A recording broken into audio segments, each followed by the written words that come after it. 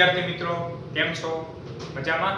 આજે આપણે ધોરણ 10 માં ચેપ્ટર નંબર 4 દ્વિઘાત સમીકરણની અંદર તો કે સ્વાધ્યાય 4.3 ના કુટ પ્રશ્ન સોલ્વ કરવાના છે. લાસ્ટ લેક્ચર ની અંદર પણ આપણે કુટ પ્રશ્ન સોલ્વ કર્યા હતા, જેની અંદર તો કે આપણે 8 ક્વેશ્ચન સુધી કમ્પ્લીટ કરેલા હતા. પર આ કુટ પ્રશ્ન ખૂબ જ અગત્યના છે, બધાએ વ્યવસ્થિત તો કે સમજવાના છે. 2 થી 3 વખત બધાએ ખાસ કરીને પ્રેક્ટિસ કરવાની છે. બરાબર, તો એક વખત જો સમજાઈ જશે પછી આમાં કંઈ પણ તો કે પ્રોબ્લેમ થશે નહીં. મેઇન તો કે આપણે સમીકરણ કેવી રીતે બનાવવું એ જ ખાસ અગત્યનું છે. બાકી ત્યારબાદ તો કે તમારું જેટલું પાવરફુલ તો કે સાદુરૂપ હશે એટલું તમે ઈઝીલી તો કે આ બધા ક્વેશ્ચન તો કે સોલ્વ કરી શકશો. તો ચાલો આપણે જોઈએ અત્યારે ક્વેશ્ચન નંબર 9. તો ક્વેશ્ચન નંબર 9 માં તમને શું આપે છે? તો કે પાણીના બે નળ એક સાથે 9.3/8 કલાકમાં એક ટાંકી તો કે ભરી શકાય છે. એટલે કે આમ જોઈએ તો 8 9 72 72 ના 3 75 ભાગ્યા 8 એટલે તમે 75 ભાગ્યા 8 કરો એટલે એક્ઝેક્ટલી તમને કેટલી કલાકની અંદર ટાંકી ભરાય તે મળી જાય. અત્યારે આપણે સમથિંગ કહી તો 9 કલાક ને થોડીક તો કે માથે મિનિટ હશે એ મુજબ તો કે ટાંકી ભરાય છે. હવે આપણો ઈ ક્યારે તો કે ટાંકી ભરાય 9 કલાકની અંદર જો બંને નળ એક સાથે ચાલુ કરી દેવામાં આવે તો. હવે અહીંયા આપણો કન્ડિશન શું છે? મોટા વ્યાસ વાળો નળ, એટલે કે આપણી પાસે એક મોટા વ્યાસ વાળો નળ છે, ઈ ટાંકી ભરવા માટે નાના વ્યાસ વાળા નળ કરતા 10 કલાકનો ઓછો સમય લે છે. એટલે મોટા વ્યાસ વાળો જે નળ છે ઈ નાના વ્યાસ વાળા નળ કરતા 10 કલાક ઓછો સમય લગાડે છે જો ટાંકી ભરવાની આપણે વાત કરીએ તો. તો બંને નળ દ્વારા ટાંકી ભરવાનો અલગ અલગ સમય છે. આપણો ક્વેશ્ચન અહીં શું છે? જો બંને નળ દ્વારા એ જ ટાંકી આપણે ભરવામાં આવે અલગ અલગ રીતે, પરંતુ ઈ નાના નળ દ્વારા કેટલી કલાકની અંદર ટાંકી ભરાય અને મોટા વ્યાસ વાળા નળ દ્વારા તો કે કેટલી કલાકની અંદર ટાંકી ભરાય એ આપણે મેળવવાનું છે. ચાલો ક્વેશ્ચન બધાને સમજાણો. તો આપણે એક કામ કરી લઈએ. સૌથી પહેલા તો કે નાના વ્યાસ વાળા નળ અથવા મોટા વ્યાસ વાળા નળ કોઈ પણ એક માટે આપણે ધારી લઈએ. ચાલો આપણે ધારો કે નાના વ્યાસ વાળા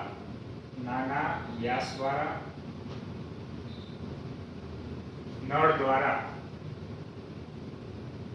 ટાંકી ભરાતા લાગતો સમય ચાલો એને આપણે કેટલી સમય ધારી લઈએ? x કલાક ધારી લઈએ. શું ધારી લઈએ? x કલાક. અત્યારે કલાકની અંદર છે તો એ જ રીતે તો માટે મોટા વ્યાસવાળા નળ દ્વારા ટાંકી ભરાતા લાગતો સમય કેટલો થશે? વિચારો બધા. લાગતો સમય કેટલો થશે? તો કે અહીંયા આપણી કન્ડિશન એ છે મોટા વ્યાસવાળા નળ જે છે ટાંકી ભરવા માટે નાના વ્યાસવાળા નળ કરતા 10 કલાકનો ઓછો સમય લાગે છે.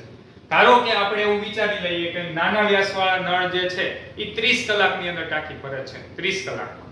તો મોટા વ્યાસવાળા નળ દ્વારા કેટલી કલાકમાં ભરાતી હશે? 20 કલાકમાં ભરાઈ જતી હશે? હા કે ના? બરાબર. ધારો કે એમ કહો આના દ્વારા 40 કલાકમાં ભરાય છે, તો આના દ્વારા કેટલી કલાકમાં ભરાતું હોય? 30 કલાકમાં ભરાતું. આવી તો અલગ અલગ ઘણી બધી પોસિબિલિટી બને. તો કહેવાનો મીનિંગ આમાં જો x કલાકમાં ભરાતી હશે ટાંકી તો આની અંદર x - 10 કલાકની અંદર ભરાતી હશે. કેમ ખબર પડી? તો કે આપણને એવું કીધું છે 10 કલાક ઓછો સમય લે છે, તો એટલા માટે આનો જે ટાઈમિંગ હશે એની કરતા આમાં 10 કલાક ઓછી હશે. હવે ધારો કે ભૂલમાં તમે મોટા વ્યાસવાળા નળને x કલાક ધારી, તો હવે નાના નળ દ્વારા તો કે આપણે શું કરવું પડશે? એમાં x + 10 કલાક કરવી પડશે. સમજાય છે? કારણ ધારો કે મોટા વ્યાસવાળા હું એમ કહું 30 કલાક લઈ તો નાના માટે કેટલી લાગશે? 40 કલાક લાગશે. તો એટલા માટે જો મોટા વ્યાસવાળા નળ માટે x કલાક ધારી હશે તો નાના વ્યાસવાળા નળ માટે તમારે x + 10 કલાક કરવી પડશે. બરોબર. એટલે યાદ નથી રાખવાનું નાનો વ્યાસવાળા નળ માટે આપણે ધારવાનું છે આના માટે તો કે આવું એવું કાંઈ યાદ નથી રાખવાનું. વ્યવસ્થિત તો કે સમજતા શીખવાનું છે. બરોબર. તો કે આના માટે x કલાક લીધી તો મોટા વ્યાસ માટે ઓછી કલાક જ થવાની, તો એમાં બાદ કરવી પડશે. બરોબર. મોટા માટે આપણે x ધાર્યું તો નાના માટે હંમેશા એની કરતા વધારે ટાઈમિંગ લાગવાનો છે, તો એના માટે x + 10 કરો.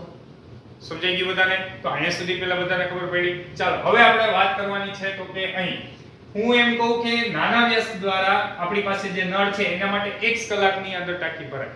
આપણે વાત કરવી છે 1 કલાકમાં તો કે કેટલી ટાંકી ભરાય. આપણી પાસે ટાંકીની સાઈઝ કોઈ પણ હોઈ શકે, પરંતુ 1 કલાકની અંદર નાના વ્યાસ દ્વારા તો કે આપણી પાસે કેટલા તો કે ટાંકી ભરાઈ શકે. યાદ છે બધાને? આપણે ત્રીજા ચેપ્ટરની અંદર એક ક્વેશ્ચન આ ટાઈપનો સોલ્વ કર્યો હતો. એની અંદર એવું હતું સ્ત્રી પુરુષનો ક્વેશ્ચન, યાદ કરો બધા ઈ ક્વેશ્ચન ની અંદર આપણે કામના દરનો ઉપયોગ કર્યો હતો. આની અંદર પણ આપણે એ જ પ્રમાણે કામનો દરનો ઉપયોગ કરવાનો છે. ભરતકામ વાળો જે ક્વેશ્ચન હતો બરોબર, તો એની અંદર પણ આપણે એવું જ કહ્યું હતું કે 1 કલાકમાં ઈ પુરુષ દ્વારા કેટલું કામ થાય. બરોબર, તો અહીંયા આપણી પાસે x કલાક છે તો આપણે એક લખીએ. ચાલો 1 કલાકની અંદર 1 કલાકમાં જોજો બધા વિચારજો, 1 કલાકમાં નાના વ્યાસવાળા નળ દ્વારા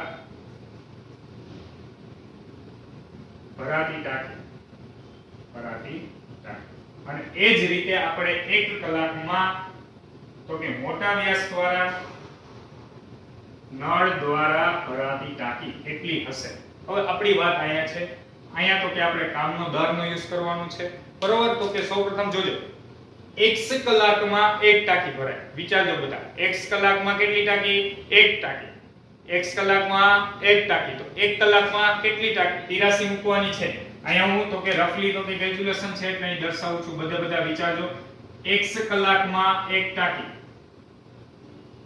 x કલાક બરોબર, એની અંદર એક ટાંકી, તો 1 કલાકની અંદર કેટલી ટાંકી ભરાય? તો 1 એકા 1 ના છેદમાં x.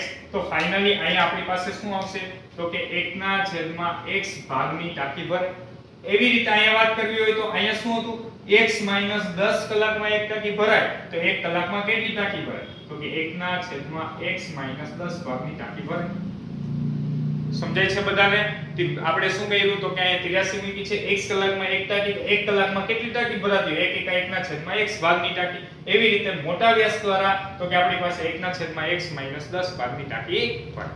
ચલો અહીંયા સુધી પહેલા બધાને ખબર પડી. આપણે 1 કલાકની અંદર તો કે કેટલી ટાંકી ભરાય એ આપણે અહીં મળ્યું છે. હવે હું એમ કહું કે બંને નળ એક સાથે ચાલુ કરી દેવામાં આવે, આ બે નળ એક સાથે ચાલુ કરી દેવામાં આવે, 1 કલાકની અંદર આ બંનેના સરવાળા જેટલી ટાંકી ભરાશે? હા કે ના? તો આપણે લખીએ તો માટે બંને નળ દ્વારા 1 કલાકમાં ભરાતી ટાંકી, બંને નળ દ્વારા 1 કલાકમાં કેટલી ટાંકી ભરાશે? તો કે આ બંનેના સરવાળા જેટલી, એટલે 1 ના છેદમાં x પ્લસ 1 ના છેદમાં x માઈનસ 10. આપણે શું કર્યું? બંને નળ જો સાથે કરી દીધા એક સાથે ચાલુ, તો આટલું તો કે ટાંકી ભરાઈ ગઈ. હવે આપણે શું થાય છે અહીંયા? તો કે ટાંકી ભરવા માટે આટલો સમય લાગે છે જો બંને નળ એક સાથે ચાલુ કરી દેવામાં આવે તો હવે આપણે જો આ 1 કલાકની અંદર આટલી ટાંકી ભરાય. હવે આપણે બંને નળ કેટલી કલાક ચાલુ કરીએ છીએ? તો કે 8 9 72 ને 3 75 ના છેદમાં 8 કલાક, ત્યારે એક ટાંકી ભરાય છે. તો આપણે લખીએ તો કે બંને નળ દ્વારા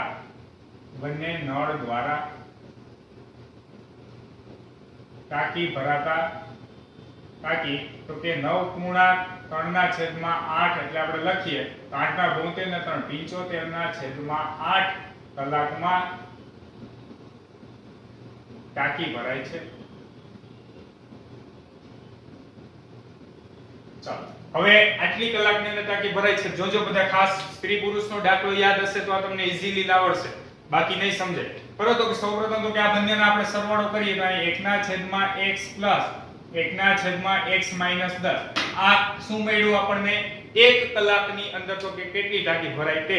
હવે આપણે વાત કરવી છે તો કે અહીંયા આટલી કલાક તો કે આપણે બંને નળ એક સાથે ચાલુ કરીએ છીએ 75 ના છેદમાં 8 કલાક, એટલે 75 ના છેદમાં 8 કલાક આપણે બંને નળ ચાલુ કર્યા ત્યારે તો કે એક ટાંકી ભરાણી. કેટલી ટાંકી ભરાણી? એક ટાંકી. ફરી એક વાત, અત્યારે આપણે આ થોડું અપૂર્ણાંક છે ને તમને સમજવામાં સરળ રહે એટલે હું અંદાજે 10 કલાક લઈ લઉં. જોજો વિચારજો બધા, હું એમ કહું બંને નળ દ્વારા 10 કલાક પર ટાંકી ભરાય છે. આજે મળ્યું ને આપણને 1 કલાકનું મળ્યું. હું એમ કહું 10 કલાક બંને નળ સાથે ચાલુ કરો ત્યારે 10 ગુણ્યા તો કે એટલું પાણી ભરાય ત્યારે એક ટાંકી તમારી ભરાઈ જશે. સમજાય છે? બંને નળ દ્વારા જેટલી ટાંકી ભરાણી, હવે 10 કલાક આપણે નળ ચાલુ કરીએ ત્યારે તો કે આપણી પાસે એક ટાંકી ભરાશે. તો અત્યારે આ વાત છે 75 ના છેદમાં 8 કલાકની, એટલે આપણી પાસે તો કે એટલી કલાક નળ ચાલુ રહ્યા ત્યારે એક ટાંકી ભરાઈ ગઈ. ચલો આવડી ગયું બધાને? સમજાય છે? હવે આ 75 ના છેદમાં 8 છે એ ગુણાકારમાં જાવ તો ભાગાકારમાં ગુણાકારમાં નહીં, ગુણાકારમાં જાય ક્યાં આવશે? ભાગાકારમાં. તો ફાઇનલી આપણને શું મળશે? જોવો જી બધા, 1 ના છેદમાં x પ્લસ 1 ના છેદમાં x માઈનસ 10 બરાબર તો કે 8 ના છેદમાં 75. બરાબર, ભાગાકારમાં ગુણાકારમાં 75 અને ભાગાકારમાં. ચાલો હવે લસા લઈ લઈએ તો ફાઇનલી આપણને મળ્યું તો કે x માઈનસ 10 પ્લસ તો કે શું આવશે x આખાના છેદમાં છેદનો ગુણાકાર એટલે x ગુણ્યા x માઈનસ 10 બરાબર 8 ના છેદમાં 75. ચાલો અહીંયા તો કે આપણી પાસે x plus x કેટલા આવશે તો કે 2x એટલે 2x minus 10 થયા છેદમાં કેટલા આવશે તો કે x ગુણ્યા x એટલે x નો સ્ક્વેર માઈનસ તો કે કેટલા આવશે 10x એના બરાબર 8 ના છેદમાં કેટલા આવ્યા 75. ચાલો અહીંયા તો કે ભાગાકારમાં ગુણાકારમાં લઈ જાય તો 75 દુ કેટલા આવશે 150x માઈનસ 75 ગુણ્યા 10 એટલે કેટલા આવશે 750 બરાબર. ચાલો આને અહીં ગુણાકારમાં લઈ જાય એટલે 8x નો સ્ક્વેર આવશે 8x નો સ્ક્વેર અને માઈનસ તો કે 8 દાન કેટલા આવશે 80x. ચાલો હવે તો કે આપણે કામ કરવું છે તો કે અહીંયા આ બંનેને ઉપાડી તો કે આપણે આ બાજુ લઈ આવી કારણ x સ્ક્વેર વાળું જે પદ છે પ્લસ છે તો આપણે ફાઇનલી અહીં લખીએ તો 8x નો સ્ક્વેર ચાલો માઈનસ 80x આ માઈનસ તો કે 150x થઈ જશે અને આ માઈનસ 750 આ બાજુ આવશે કેવા થઈ જાય પ્લસ 750 બરાબર 0. ખબર પડી બધાને શું કર્યું 8x સ્ક્વેર વાળું પદ પ્લસ હતું એટલે આ બંનેને તો કે આપણે આ બાજુ લઈ આવ્યા પ્લસ હતું માઈનસ માઈનસ હતું એ પ્લસ. ચાલો હવે ફાઇનલી તો કે આપણને આ પ્રમાણે એક દ્વિઘાત સમીકરણ મળ્યું 8x નો square minus minus minus plus થશે ચાલો 15 ને 8 કેટલા આવશે તો કે 23 એટલે કે 230x આવશે અને પ્લસ કેટલા આવશે તો કે 750 ઇઝ ઇક્વલ ટુ અહીંયા 0. તો અહીં આપણને મળ્યું 8x નો સ્ક્વેર માઈનસ 230x પ્લસ 750 બરાબર 0. એનો મીનિંગ શું થયો તો કે આપણી પાસે અહીં દ્વિઘાત સમીકરણ તો મળી જ ગયું છે આપણે અહીંથી અવયવ પાડવાનું શરૂ કરી દઈએ તો પણ ચાલે અથવા હવે આ સમીકરણને જો આપણે 2 વડે ભાગીએ તો અહીં જોવો જ બધા તો કે 2 વડે ભાગીએ એટલે 4x સ્ક્વેર ચાલો માઈનસ 230 ને આપણે 2 વડે ભાગશે એટલે કેટલા આવશે 115x અને એને પ્લસ 750 ને આપણે તો કે 2 વડે ભાગીએ એટલે તો કે આપણી પાસે કેટલા આવશે તો કે 2 વડે ભાગીએ એટલે 3 દુ તો કે આપણી પાસે 6 અહીંયા એટલે કે કેટલા આવશે 15 એટલે કે આપણી પાસે 7 14 અને ત્યારબાદ તો કે કેટલા 2 5 10 એટલે કે 375 બરાબર 0. એટલે ફાઇનલી તો કે આપણી પાસે અહીં દ્વિઘાત સમીકરણ મળી 4x² - 115x + 375 બરાબર 0. ચાલો આટલું પહેલા બધાને ખબર પડી. હવે આપણે આના તો કે ઉકેલ આનો મીનિંગ શું થયો 375 * 4 એના અવયવ ભાગ પાડો સરવાળો કરો તો -115 આવે.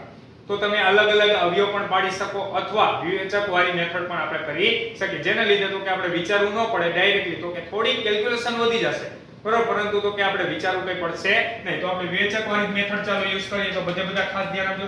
સૌપ્રથમ તો કે આપણને શું મળશે તો કે d = b² - 4ac. ચાલો આગળ સાદું રૂપ આપીએ તો અહીંયા આવ્યો -115 નો વર્ગ માઈનસ તો કે 4a એટલે કે 4 અને c એટલે કે 375. ચાલો b નો સ્ક્વેર - 4ac.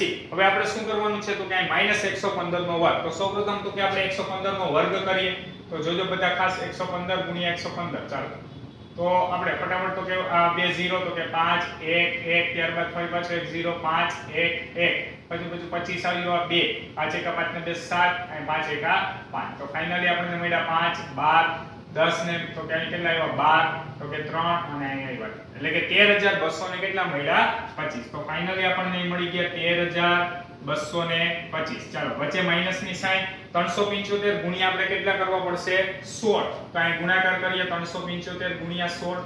ચાલો તો અહીં સૌપ્રથમ તો કે 0 5 7 3 6 5 30 7 6 42 ને 3 45 6 તેરી 18 ને 4 22. તો ફાઇનલી મળ્યા તો કે અહીં 0 તો કે અહીં 0 8 ને 2 10 0 3 ને 2 5 ને 6 એટલે કે 6000 મળ્યા. કેટલા મળ્યા આપણને 6000. ચાલો 13225 માઈનસ કેટલા એવા 6000. તો ફાઇનલી તો કે આપણને મળ્યા 225 અને તો કે અહીં કેટલા આવશે 7 એટલે કે 7225 આપણને મળ્યા જે ગ્રેટર ધેન શું છે 0. ચાલો એટલું પહેલા બધાને ખબર પડી. તો અહીં d આપણને આવું કંઈક મળ્યું. હવે આપણે ઉકેલ મેળવીએ તો હું અત્યારે જગ્યા ઓછી છે એટલે ફોર્મ્યુલા તો ડાયરેક્ટલી મૂકું છું.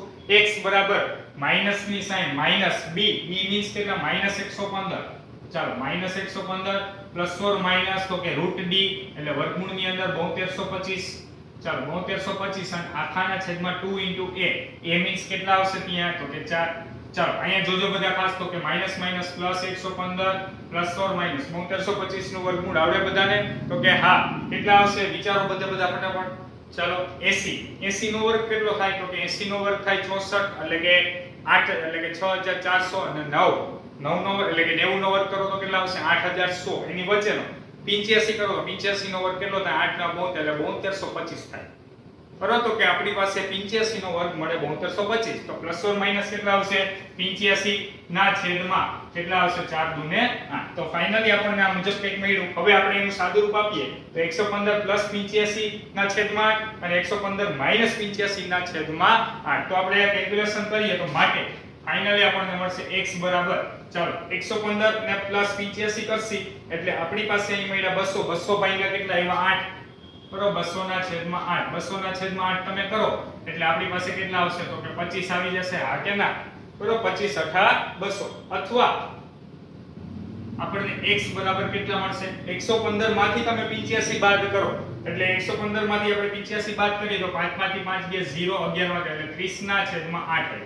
30 ના છેદમાં 8 કરો એટલે આપણી પાસે અહીંયા મળ્યા 8 200 8 તેરી 24 એટલે કે 3.24 ના છેદમાં આપણી પાસે 6 એટલે કે કેટલા આવ્યા 6 એટલે કે 60 60 મીન્સ તો કે 8 45 88 64 એટલે 8 સતા તો કે 8 સતા કેટલા થશે 56 બરોબર તો કે 60 માંથી 56 ગયા વધ્યા 4 એટલે કે 3.75 આવ્યા એટલે આવ્યા 3.75 તો ફાઇનલી આપણી પાસે અહીં x ની વેલ્યુ મળી 25 x ની વેલ્યુ મળી 3.75 અહીં સુધી પહેલા બધાને ખબર પડી હવે આ બંનેમાંથી કયો આન્સર સાચો છે હવે જો x બરાબર 3.75 લઈએ તો એનો મીનિંગ એવો થયો નાના વ્યાસ વાળા નળ જે છે એના માટે 3.75 કલાક લાગી તો આમાં તો એની કરતા ઓછે 10 કરીએ તો 3.75 માઈનસ 10 તો કે કરીએ તો માઈનસ નો આન્સર આવે તો કે શક્ય નથી કારણ શું તો કે આપણી પાસે માઈનસ આવે છે એનો મતલબ તો એવો થયો તો કે તો મોટા વ્યાસ વાળા નળ દ્વારા તો કે ભરાતા કે લાગતો સમય નેગેટિવ માં એટલે ચાલે નહીં ચાલો ધારો કે આપણે જો x બરાબર 25 લઈએ તો શું આ x 25 લીધા 25 માંથી 10 ગયા તો કેટલા મળ્યા 15 મળ્યા તો એનો મીનિંગ એવો થયો મોટા વ્યાસ દ્વારા જે નળ છે એના દ્વારા કેટલા કલાક લાગશે 15 અને આના દ્વારા કેટલા કલાક લાગશે 25 કલાક લાગશે સમજાય છે બધાને તો હવે એનું જે તારણ છે તે હું અહીં લખી દઉં છું બરોબર તો કે બધા ખાસ ધ્યાન આપજો અહીં આ જે છે તે છેલ્લે લખવાનું છે અહીં x બરાબર 3.75 શક્ય નથી બરોબર તો માટે x બરાબર કેટલા આવશે તો કે 25 x બરાબર 25 એના માટે એવું થયું તો કે આપણી પાસે અહીં નાના વ્યાસ વાળા જે નળ છે એના માટે કેટલા આવ્યા તો કે 25 કલાક અને મોટા વ્યાસ વાળો જે નળ છે એના માટે તો કે 25 માંથી 10 બાદ કરશો એટલે કેટલા આવશે 15 કલાક ચાલો આવડી ગયું આટલું કામ તો જો કે તમારે જાતે જ કરવાનું હોય પરંતુ તો કે હું અહીં ગણાવું છું બરોબર એટલે બંને તો બધા વિગાસણીમાં પછી બધાએ જાતે જ અવયવ પાડતા શીખવાના છે તો અહીં ક્વેશ્ચન નંબર તો કે બધા 9 લખી લ્યો ત્યારબાદનો તો કે આપણે આગળનો ક્વેશ્ચન જોઈએ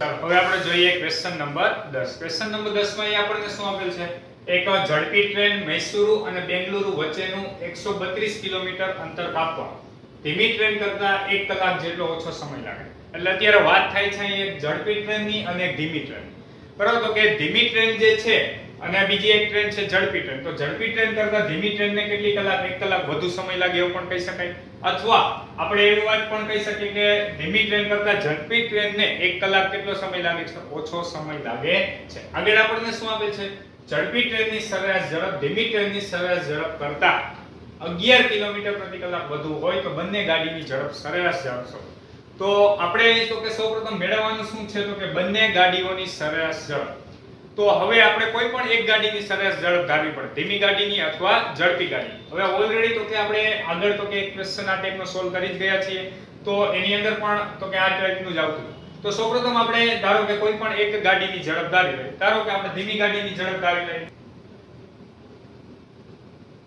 ધીમી ટ્રેનની સરેરાશ ઝડપ ચાલો ધીમી ટ્રેનની સરેરાશ ઝડપ કેટલી થશે તો કે x કિલોમીટર પ્રતિ કલાક તો હવે ધીમી ટ્રેનની સરેરાશ ઝડપ ધારી લીધી હવે આપણે મેળવીએ ઝડપી ટ્રેનની સરેરાશ ઝડપ તો ઝડપી ટ્રેનની સરેરાશ ઝડપ કેટલી મળશે તો એના માટે આપણે સેન્ટેન્સ જોઈએ સેન્ટેન્સમાં આપણને શું આપે છે ઝડપી ટ્રેનની સરેરાશ ઝડપ ધીમી ટ્રેનની સરેરાશ ઝડપ કરતા 11 કિલોમીટર પ્રતિ કલાક વધુ છે એટલે કે દર કલાકે 11 કિલોમીટર વધુ એનો મતલબ આની જે સ્પીડ છે એની કરતા આની સ્પીડ કેવી છે 1 કલાકમાં 11 કિલોમીટર વધારે કાપે એટલે કે આની સ્પીડ થાય x + 11 કિલોમીટર પ્રતિ કલાક ચલો સમજાણું બધાને? તો અહીં બંને ગાડીની તો કે આપણને સરસ ઝડપ મળી ગઈ. ચલો હવે આપણે વાત કરવાની છે અત્યારે અહીં કુલ અંતર કેટલું કાપે છે 132 કિલોમીટર. તો ચાલો આપણે લઈએ સૌપ્રથમ તો કે 132 કિલોમીટર અંતર ધીમી ગાડીને કાપતા લાગતો સમય, ધીમી ગાડીને કાપતા લાગતો સમય. યાદ છે આપણે વાત કરી હતી તો કે બે વખત તો કે સમયની કમ્પેરિઝન કરવાની છે. તો કે આપણે 132 કિલોમીટર અંતર ધીમી ગાડીને કાપતા લાગતો સમય એના માટે આપણે શું લઈ લઈએ t1 અને એવી જ રીતે 132 કિલોમીટર અંતર ઝડપી ટ્રેનને કાપતા લાગતો સમય.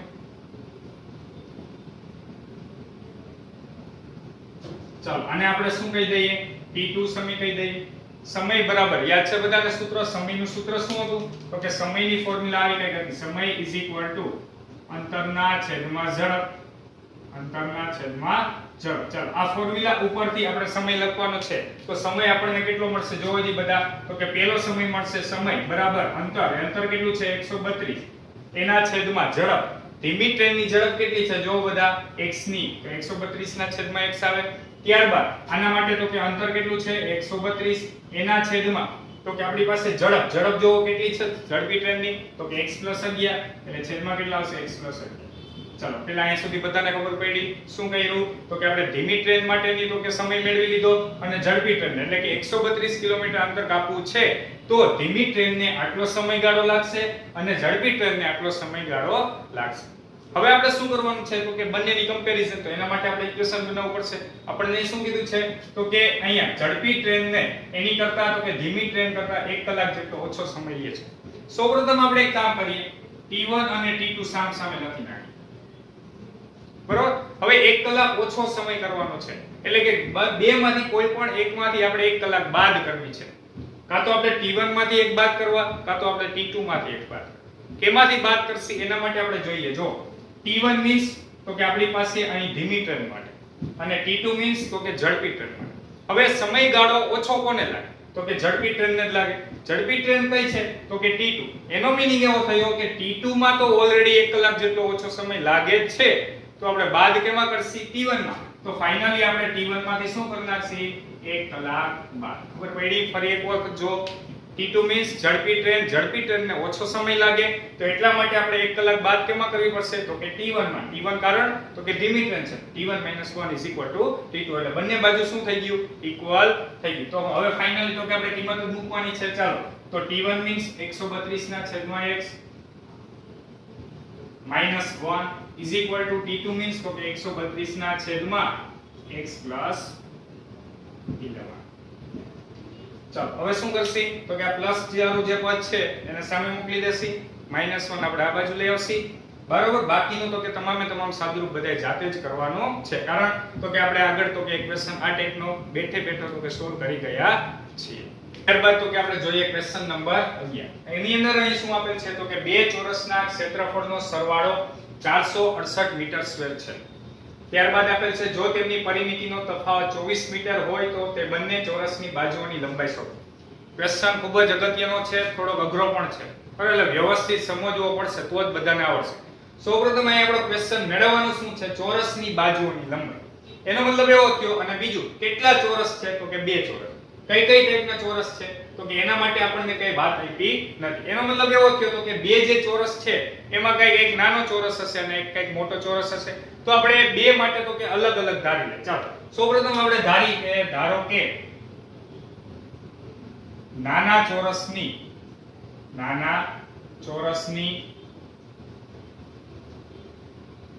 બાજુની લંબાઈ, નાના ચોરસની બાજુની લંબાઈ આપણે ધારી લઈએ x મીટર છે.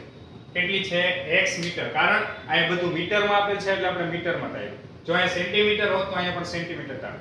ફરી એક વખત શું ધાર્યું નાના ચોરસની બાજુની લંબાઈ કેટલી થાય x મીટર. અત્યારે વાત કેટલી વસ્તુની કરવાની છે એક પરિમિતિની અને બીજી એક ક્ષેત્રફળ. તો આપણે બધા માટે તો કે એ વસ્તુ મેળવી લે. જો નાના ચોરસની બાજુની લંબાઈ x મીટર થઈ ગઈ તો હવે બધા મને એ કહો કે નાના ચોરસની પરિમિતિ કેટલી થશે. નાના ચોરસની પરિમિતિ પરિમિતિનું સૂત્ર યાદ છે બધાને? પરિમિતિ એટલે શું થાય? તો કે આપણી પાસે બધી બાજુની લંબાઈનો સરવાળો. એટલે કે આપણી પાસે આ પ્રમાણે જો ચોરસ હોય, બરોબર, તો આ પ્રમાણે ચોરસ હોય તો બધી બાજુના માપનો સરવાળો. આનું માપ x છે તો બધી બાજુનું માપ x જ થાય. તો કેટલા x થાય? તો કે 4 વખત x. તો પરિમિતિ આપણને કેટલી મળશે? 4x. ચલો હવે આપણે જોઈએ નાના ચોરસનું ક્ષેત્રફળ. નાના ચોરસનું ક્ષેત્રફળ. ચાલો એ કેટલું મળશે? તો કે ક્ષેત્રફળનું સૂત્ર યાદ છે બધાને? લંબાઈ ગુણ્યા લંબાઈ. એટલે કે લંબાઈ ગુણ્યા લંબાઈ. લંબાઈ એટલે કેટલી છે? x. x ગુણ્યા x કરો એટલે તમને શું મળે? x². ચાલો એ સુધી પહેલા બધાને ખબર પડી. આપણે એકમ લખી નાખીએ. આનો એકમ શું આવે? મીટર. અને ક્ષેત્રફળનો એકમ શું આવે? મીટર². હવે તો કે અહીંયા આપણી પાસે નાના ચોરસ માટે બધી વસ્તુ કમ્પ્લીટ થઈ ગઈ. હવે આપણે વાત કરવી છે તો કે મોટા ચોરસ માટે. ચલો તો હવે મોટા ચોરસ માટે સૌપ્રથમ તો કે આપણે વાત કરીએ તો અહીં બે વસ્તુ આપણને આપેલ છે: ક્ષેત્રફળનો સરવાળો અને બીજું આપ્યું છે પરિમિતિનો તફાવત.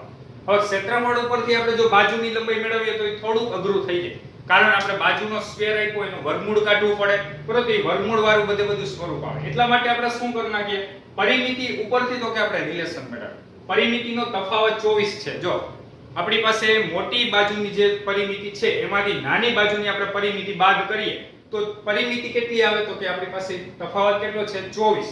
ફરી એકવાર, મોટા ચોરસની પરિમિતિ માંથી નાના ચોરસની પરિમિતિ આપણે બાદ કરીએ તો બેયની બાદબાકી આપણી પાસે 24 છે. તો એમાંથી આપણે મોટા ચોરસની પરિમિતિ મેળવવી હોય તો નાના ચોરસની પરિમિતિ માઈનસ છે, આ બાજુ આવી જાય તો કેવા થઈ જાય? પ્લસ. તો આપણે ફાઇનલી મળશે મોટા ચોરસની પરિમિતિ. મોટા ચોરસની પરિમિતિ કેટલી મળશે? તો કે મોટા ચોરસની પરિમિતિ આપણને મળશે તો કે 24 પ્લસ તો કે આ ચોરસની પરિમિતિ કેટલી છે? 4x.